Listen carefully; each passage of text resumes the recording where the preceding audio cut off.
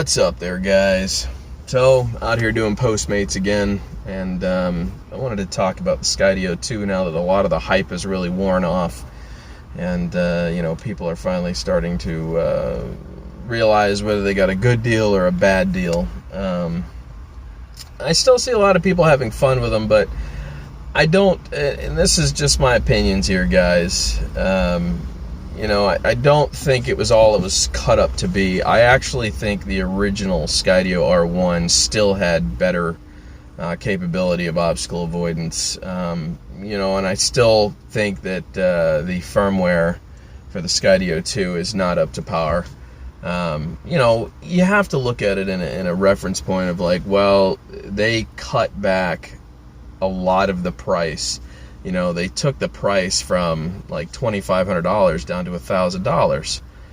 And obviously we lost some tech when that happened. Now maybe the onboard computer system might be better, but I don't think the obstacle avoidance was better on the version 2 than the version 1. They obviously did a little camera upgrade, stuff like that, but I think having the extra cameras was a big plus when it came to obstacle avoidance. I seem to see that the Skydio 2, especially when operating on the beacon, every time I've seen it work with the beacon, it doesn't do very well when it comes to obstacle avoidance. It's okay, and I'm not saying that we're putting these things in treacherous situations where they're guaranteed to go down or we're pushing it harder than it ever should have been pushed, but it seems to lose the beacon connection really easily. And from the videos that I originally saw of these people that were playing with it, in advance before anybody else got to have their hands on it, it seemed a lot better, but that's their job, is to make these things look incredible.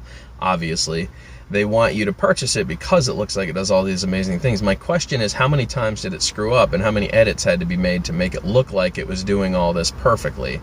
Because so far, I've seen it track my RC boat, and it did very well, but there were a couple times where it almost flew into a telephone pole when I was just walking out to the end of the dock when it was connected to the beacon. And I think we were using Mike from Accelerated Heights. We were using his Skydio 2 when that was happening.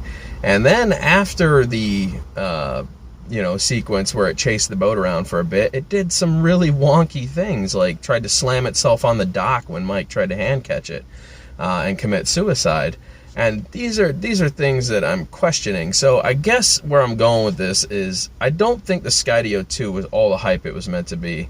And even though I pushed it really hard and I was like, wow, this thing's going to be incredible, that just tells me that I need to be more careful when I say things are great, because I know the company. And that's the problem that I think a lot of these people are doing now, and I am at fault for this. It's just saying that drones are great because look at the background of the company history. We know it's going to be great. We know it's going to be amazing. It's going to be incredible. I put more faith than I think I should have in the company than I really needed to, I think. I think I overdid it a little bit when I originally said, oh, it's going to be incredible.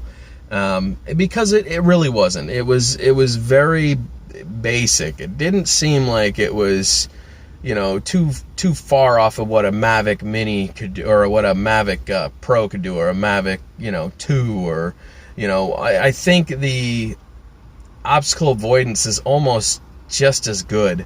I really just don't see it being that wonderful piece of tech that they said it was going to be.